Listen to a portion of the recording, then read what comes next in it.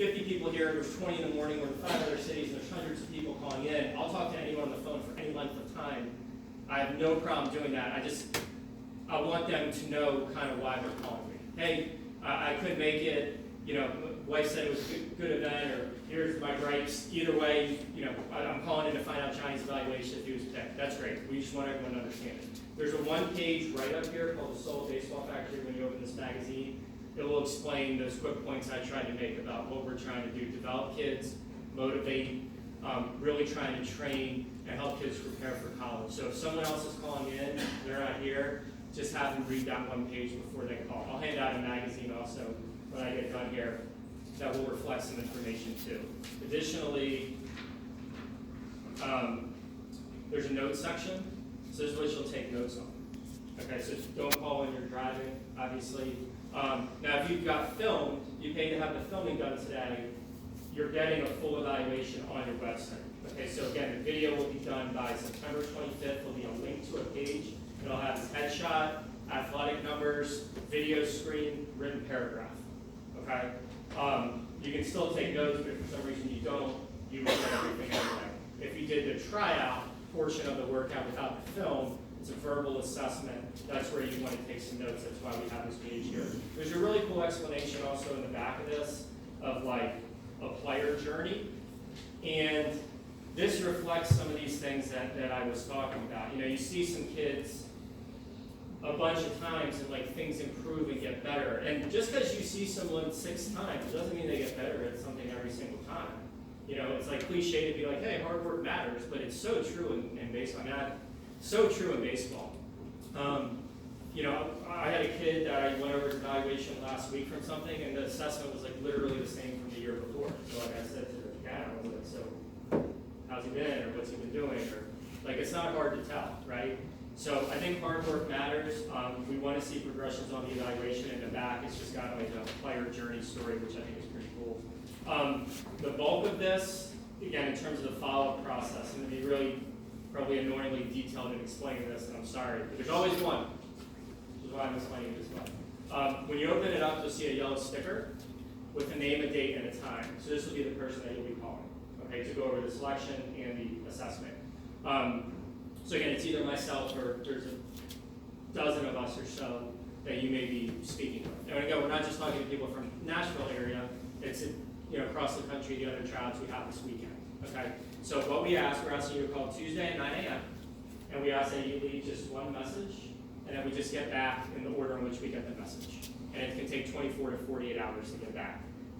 If I call you the following day, it has nothing to do with your son's ability level. I just maybe got your message 8, and I couldn't talk anymore. Okay, that's all it is. Okay. When you call, again, we're going to go through the assessment, we're going to go through the selection, and it's just really helpful if you've taken either today or tomorrow just to read through this with your son. Okay, I'm going to explain some of the events in a minute. It's cool to be picked. They're awesome opportunities. I think they're growth experiences for kids. I've obviously changed a lot. Again, I started working here when I was 20, now I'm 40. I didn't have a care in the world, now I have 3 kids, I get it. And I think a lot of what we do is meant to be motivational for the players, okay? With that said, I never feel like I want to have to talk a player into doing something. I don't do that. And it's fine, actually, if your son isn't that into it or doesn't really want to do it, that's okay. It's totally okay. I have 2 boys. They'll get to do this stuff for free, I'm sure. My oldest son, if he's the way he is now in 3 years, I wouldn't send him. He doesn't approach the game great. He doesn't like to practice. He doesn't like to put work in. My younger son, the second he's ready to go, he's on a plane and he's going. Okay? And there's never a right or wrong with any of this stuff. I just think it's a conversation to sit down. Hey, if we talk to Dave and Dave's like, do you want to come? What do you think? And that's why I want everyone to read this together. Okay, so again, you'll call Tuesday morning, 9 a.m., leave one message, we get back in the order in which we receive them. Okay? The specific events we're trying out for, 2 main ones. We have some West Coast versions of things that if you wanted to go out west and pick, sure, you can do that. Okay, maybe grandma's in Arizona and hasn't seen your son play in a while, and that's a good reason to do that. Most kids in this area would take advantage of the events we do in Florida, and that's where we are the fall and winter season. We do a lot of events at Pirate City, okay, which is a spring training complex for the Pirates. It's an all-inclusive site in Bradenton. very fantasy camp feel for the kids. There's different types of events we do there. Some are more geared towards freshmen, sophomores. Some are more geared to the kids, that we would describe as above varsity average. We have some things we do locally, okay, at our facility in Maryland. There's some things, other things we do out west. The point is this will explain, okay? The way I feel about our teams is, again, it's not one master team where we're pulling you away. And my kids have started to do travel sports, and man, I get it, and you're pulled in a lot of different directions, and I think a lot of what is promised misses the boat often with these things. So I want to be very clear about the purpose of our events. Okay, one, not everyone will get selected to do something. Okay, but this is something where if your kid's serious, if you are looking for avenues to help him get better, okay, we run a lot into the kid from the small town that just doesn't have it. As much as he wants to, is you can be like self-motivated and take 100 swings in the morning every day, and that's commendable and that's great. But you don't get better from doing that unless they're done the right way. Those are different, right? So I think it's what are you looking for as a parent? Are you trying to give them opportunities to develop? Do you not have opportunities like this to get out of the comfort zone? Okay. So if your son shows that passion, and if there's a couple things that are good, I'll give you an example in a second, but a couple things that are good, he may not get invited to the highest level thing we have, but an experience that would challenge him and hopefully not overwhelm him, there's a good chance we have that. Okay, the best example I can give of this, like 3 summers ago, I was in Birmingham, and we had a tryout, really nice high school there, Stain Park, might as well be like a college. And there was a kid there, he ran like a 6.6 and a 60-yard dash. And if you're new to like this whole baseball world, that's like top 1%, like you could get drafted off that. It's like world class speed. So he ran a 6.6 60 and he threw a baseball 57 miles an hour. Okay? That's really hard to do in like a bad way. Okay? Because he's clearly athletic, it's in there, he ran a 6.6, but he threw 57. Okay? Wasn't a very good hitter. Okay defensively. So you look at that evaluation and oh my, like why would you not want to help that player? Right? Why would you not want to say, listen, your speed's great, you have a lot of areas that need work. I'm guessing you've never had a lot of instruction before, let us train you. And he came to something which was awesome. And that's really the point. Was he at the highest level thing we had? Absolutely not. Was he at a mid-level event? No. But at an event that was training based with only 20 kids, yeah, and it was awesome for him. He ended up going into the 60s. He's never going to be something that goes 80 miles an hour, and that's okay. Everyone has their own journey. That's what we mean by player journey. Like, what's the best that your son can get to? And that's really what we're trying to get out. Okay. So again, this will explain exactly what they're trying out for. And again, you'll call when? What time? And you'll leave how many messages? And you won't do this thing? Because it tells us missed calls. Anyone want to guess the record? Come on. It stops at 99. Yes, multiple times. All the time. So you're like, why is this guy explaining how to make a phone call so in depth? That's why. Just call one message. We get it in order to receive it. And then if picked, we want to answer usually within a couple days. As we're getting closer to the fall now, there's a couple reasons for that. One, positions fill. Obviously, we mix in tournament play, so you can't have 25 catchers at an event that's going to be comprised of 5 teams, for example. Okay. And also just with our schedule, like we do 4, 5, 6 tryouts a weekend, and that's really just our process. We like to tell scouting who's able to join us before the next weekend. Okay, so again, just take some time to do it as a family, come up with whatever questions you have, and when you call in, it's usually not 5 minutes. It's 20 minutes, 30 minutes, 40 minutes. It can be an hour. It can be as long as you want it to be with whatever questions you have. Okay. Any other questions? I want to take a few minutes to talk about some recruiting things. Yes? Do you have the player with you on the call, or is it just for parents? You know, if they can be, awesome. Are you guys back in school yet? Yeah, I would say just for the sake of streamlining the process, I would just say the parents call. And then listen, if a kid's that interested and has questions and wants to follow up, I'll do it. That's awesome. Shoot an email back, give a call, that's great. But I would say for this initial call with parents, yes. Quick question. So if we call in at 9, is there a way that we can say, hey, a better time for us to talk Yes, would be? certainly do so, and like I would do my best to do that, but I would also ask to not get mad if we couldn't. Right. I just don't. Yeah, I want to be able to We'll get that a lot. I've gotten, like, if you call at 11 7:30 p.m. and then I laughed. So like, you can make that request, but that wouldn't happen. But yeah, yeah. I'll give you a broad time. Yeah, yeah, that would be funny if you said, if anyone does that, I will actually call you at 11:30. Just to prove it. I'm gonna hang up on you when you answer. I'll call. All right, let me go through some recruiting things, because I think, one, it's important, and again, two, I don't really think they're doing anything real yet, so we'll just talk about a few things. So when we talk about the video, I mentioned that earlier, why it's important. Okay, we need to have a visual to accompany what we send. Okay, even before doing that, if you look at where other players and parents kind of trip up, because the process is really overwhelming. It's like really overwhelming, right? I think you have to start with how can I make a college list? And the first thing I would actually do is, independent of baseball, I would think, okay, realistically speaking, if I look at a map of the United States, where do I think I would want to go to college? Okay, and yeah, it's romantic as heck to be like, see you, Mom, I'm getting on a plane, I'm going to go to school in California, it'll be awesome. But like, is that realistic? I would say for most kids it isn't, right?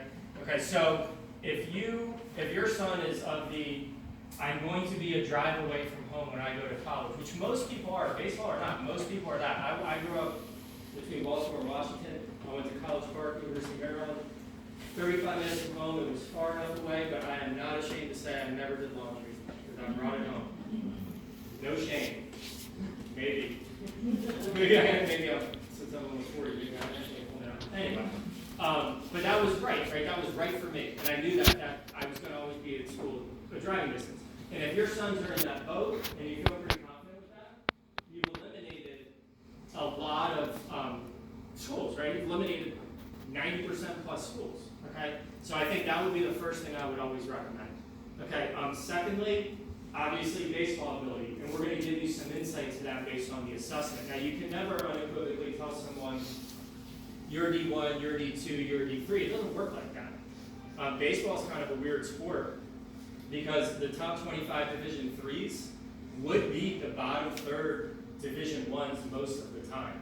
Like that's a fact. Okay. Junior college baseball, depending on where you are, can be awesome. Okay, there's multiple reasons for that. One of the big reasons is you get drafted out of junior college at any time. So you have these legit D1 guys in Florida that go there for that reason. I always chuckle if I'm talking to one of my players in like New England, and like, oh, I'll just go down to a JUCO in Florida to play. And I'm like, no, you won't, because it's hard, right? I mean, look where we are today. Does anyone even know what kind of a school Cumberland is? NAIA, do you even know what that stands for? Neither do I, just kidding. National Association of Intercollegiate Athletics. So a school like Cumberland, you have the NCAA, which is D1, D2, D3, right? NCAA. So those are the big schools we all know, University of Tennessee, SEC, ACC, Big 10, Big 12, all that kind of stuff. So there's a few hundred schools, maybe like 200 to 300 that are NAIA, which are not affiliated with NCAA. So it's just a different governing body. So a lot of NAIA schools might have religious affiliation, like where I live in Maryland, there's really none in that area, but there's some in this pocket, there's some in the Midwest. Like, I mean, who would want to play at a school like this if afforded the opportunity? I mean, they won 3 NAIA World Series titles in the last like 15 years. Like, that's legit. Like, they're a legit program, and they would be a lot of Division I. Okay, so we never want to pigeonhole ourselves into something, but what I would tell you is we can at least get some insight based on athleticism and how we evaluate some level of play, somewhat to at least give some guidance. I think that's important. So geography, ability level, and then I think you gotta like kind of dive in and research schools more, right? You know, I'll give you a good example of this. So two of my best friends, I coming out of high school, one played at Hopkins, Johns Hopkins, which is a really good academic Division III school in Baltimore. One played at Catholic University, which is a really good academic Division III school in DC. And now Hopkins, traditionally, they're top 25 like every year. They're really good. Okay, Catholic, they're cool being 500 a year, and then the same coach forever. He's probably just going to stay there forever, because it's fine. That's cool for them. It is what it is. Okay.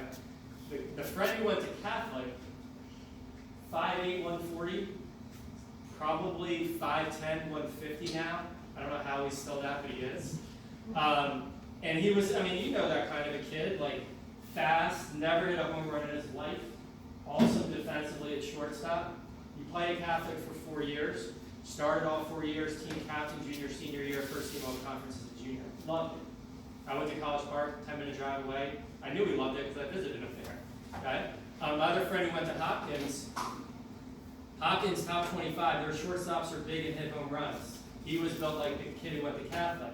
He stopped playing after his sophomore year. And if you flip them, I think the same thing would have happened. Okay? Again, philosophy of the program. You can find some of that stuff out. Look up old rosters, look up winning percentages.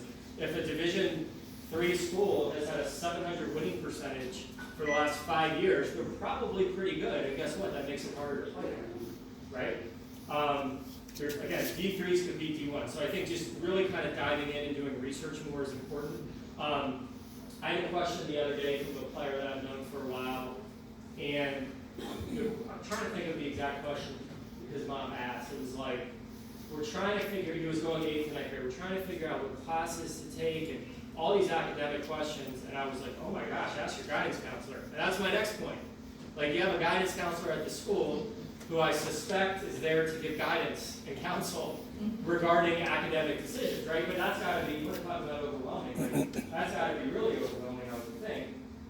But I would also think if your son went to the guidance counselor and said, hey, I'm trying to like get a list together academically, can you help? I suspect they would. So I think you got to try and take advantage of that as best as you can. So that's kind of some advice there. Okay, so let's say we have a list, right? We've done some of this. We looked at geography, ability level, intended major. We've looked up the rosters online. We've looked up size of school. That's another thing, right? Like, the name of the school doesn't dictate the size. Like University of Miami, anyone know how many undergraduate kids they have? Like really small, under 10,000. Anyone know the biggest state school in Virginia? It's not UVA. It's George Mason. Doesn't feel like that when you hear the name. So like, you can do research on it that way. But anyway, once you do that, then it's like, okay, I have this list. Well, how many schools should I have on the list? And then what should I do with them? Those are like the next questions, right?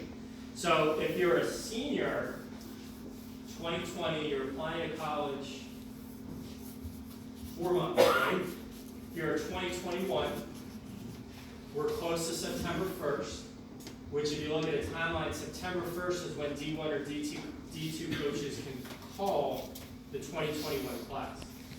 Okay. Now, the amount of kids that actually get calls in is really small. So if you were to get a call, I mean you're a legitimate prospect at that point. September 1st. It's really, really good to have. So if you're a 2020 graduate and you're really at square one in the process, I would try and have at least 30 schools on the list, and I would be very blunt when I email coaches. Are you still recruiting for the 2020 class? Okay, I'll give some other advice on that in a second. For 2021s, I'd probably have at least 50 schools. And for 2022 and younger, I would have as many as I could, 100 or more. Okay? I don't think it's too early for 2022s or 2023s to get the name out, especially if we're filming you, if you want to do that. I think there's 2 lines of thinking with doing that. One line of thinking is, I don't care if you're 4'10" and 80 pounds. Coach, I love baseball. I want to play in college. I know I'm going to get better as I get older. But here's some information on me. I will keep you in the loop as I get older. There's no shame doing that based on whatever ability level, age you are. The other line of thinking is when I make my first impression, I want to be good, right? Like I want to stand out, I want to pop. So you can ask if you got the film done, if you, hey Dave, what do you think? He's a 2022, based on this, should we send it out, should we not? I'll tell you exactly what I think. Right? And again, if you have some athletic indicators or things that stand out, there's always merit in doing it. There was a kid this morning, a 2024 graduate, 8th grader, whose exit velocity, we measure speed of the ball at the bat off of a tee. By the way, we do it off of a tee because it eliminates the variable of the pitcher. That's why we do that. Okay? 86 miles an hour, which is insane. High school varsity average is like 75. I think we filmed that kid. I don't have him for follow-up, but whoever does, like, oh my gosh, hey coach, I'm 13, I have 86 mile an hour exit velocity, I'm 5'10", 150, click here to look at me. I would want to see what that looked like, okay? Which leads me to this point. So if you paid and you got the film done and the link done from us, you're then trying to save things in that email that stand out, right? Okay, so the easiest way to do that is if you have a measurable that stands out. Okay, hey coach, I have a 2.05 pop time have a 4.0 GPA, here's some information on me. I would take a minute and look at that, or I run a 6.8. Okay, it becomes harder when the things you do best are more subjective.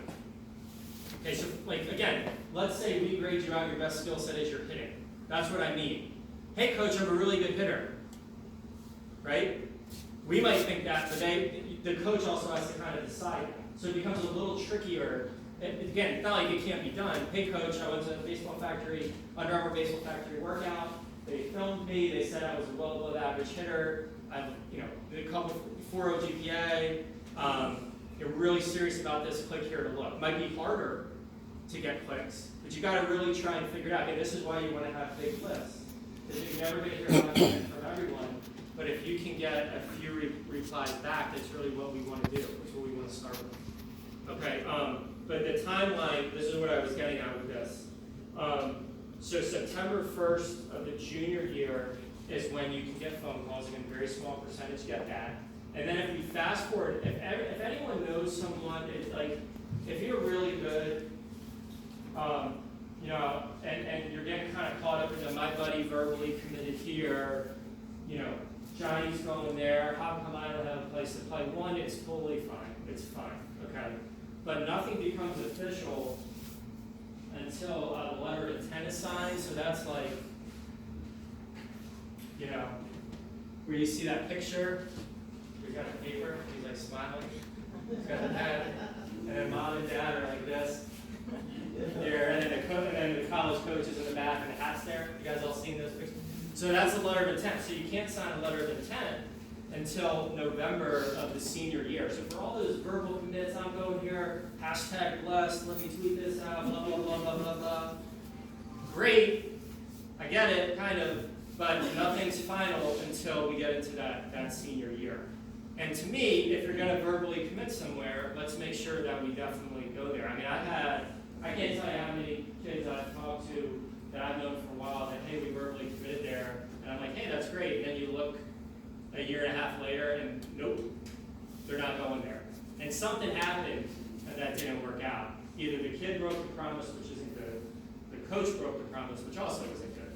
Okay, so verbal commits are kind of whatever. My point is, if you're a senior in 2020, or if you're 2021 and moving towards that path, if you just think of it this way, I think the goal should be by the time you apply to colleges, okay, which is usually December, January, the senior year, let's try and have an idea as to where we think we could play based on what we know, right? Based on my academics, my ability level, what Baseball Factory told me, contacts I made. I heard back from these 3 schools. They seem to maybe want me, I'll apply there. Like, that's a good starting point. But then understanding I may not make final decisions until the spring of my senior year.